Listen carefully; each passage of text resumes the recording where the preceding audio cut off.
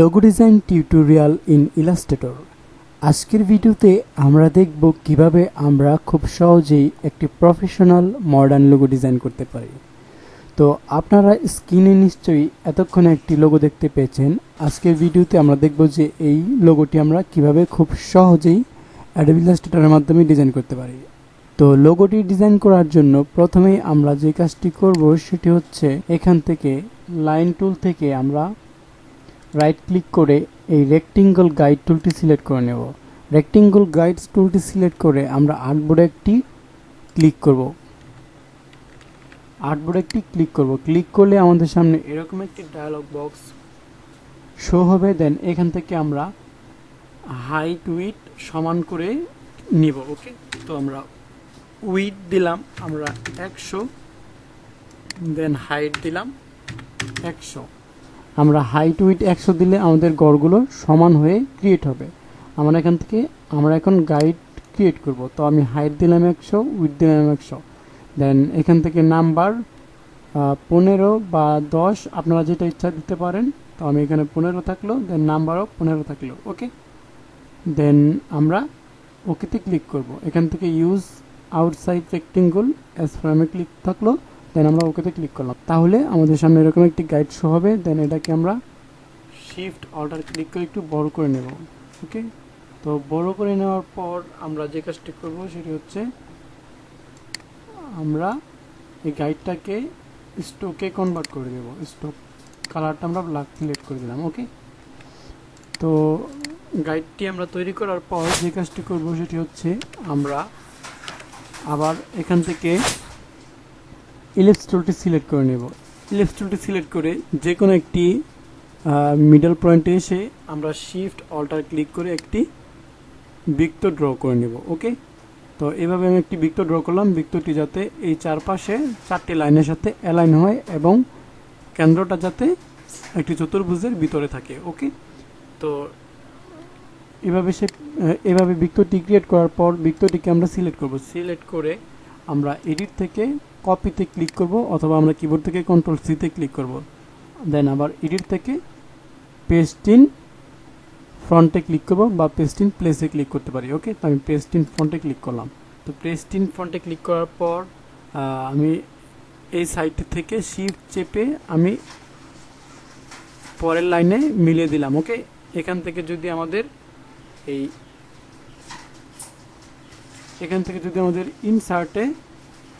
Insert এই লেখাটি show হয় তাহলে আমরা বুঝবো যে এটা অ্যালাইন হয়েছে। তো আমি শিফট চেপে এখানে এসে পরের লাইনে ছেড়ে দিলাম। ওকে, তো কপি করা বৃত্তটিকে আবার আমি কন্ট্রোল সি দিয়ে কিবোর্ড থেকে শর্টকাটে কন্ট্রোল এফ দিয়ে পেস্ট করে দিলাম।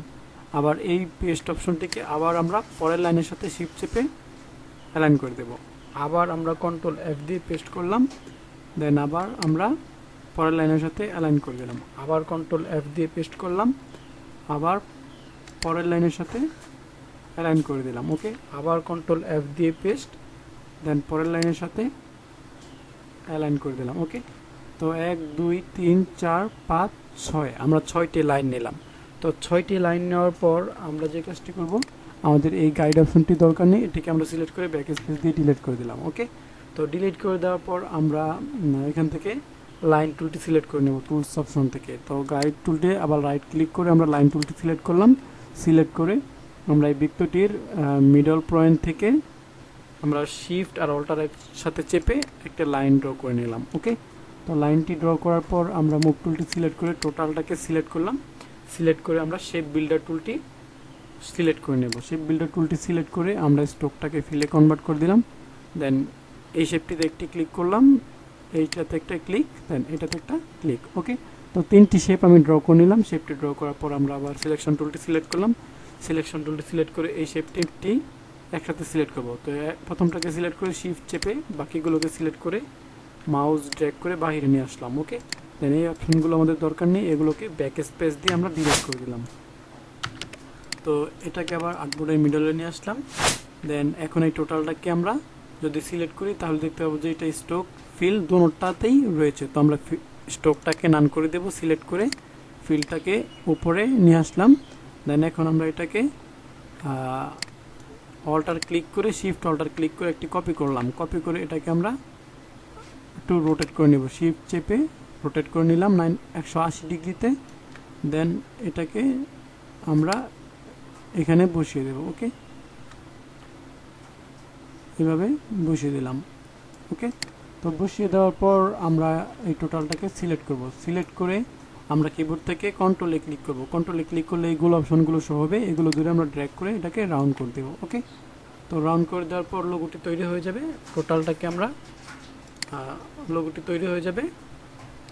দেন এখন যে কাজটি করব আমরা, সেটি হচ্ছে আমরা এটার মধ্যে এই গ্রেডিয়েন্ট কালারটি ইউজ করব।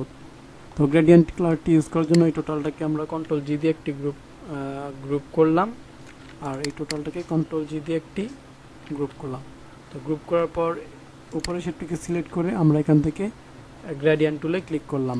গ্রেডিয়েন্ট টুলে ক্লিক করলে এরকম গ্রেডিয়েন্ট অপশন শো হবে, এখানে ক্লিক করলে এই গ্রেডিয়েন্টটি অ্যাপ্লাই হয়ে যাবে। তো এই গ্রেডিয়েন্টটি আমি ইউজ করেছি, এই গ্রেডিয়েন্ট স্লাইডারে ডাবল ক্লিক করে এই কালার রেড কালারটি পিক করেছিলাম, আর এই গ্রেডিয়েন্ট স্লাইডারে ডাবল ক্লিক করে ইয়েলো কালারটি ইউজ করেছি। ওকে, দেন পরেরটাতে আবার ক্লিক করে দেন আবার এই গ্রেডিয়েন্টে ক্লিক করব, তাহলে গ্রেডিয়েন্টটি অ্যাপ্লাই হয়ে যাবে। দেন আবার এই গ্রেডিয়েন্ট স্লাইডারে ডাবল ক্লিক করে আমরা এই কালারটি পিক করে দিলাম।